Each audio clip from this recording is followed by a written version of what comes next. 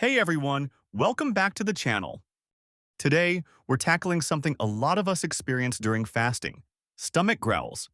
That rumbling sound doesn't always mean you're starving. It's actually your migrating motor complex at work, cleaning house in your digestive system.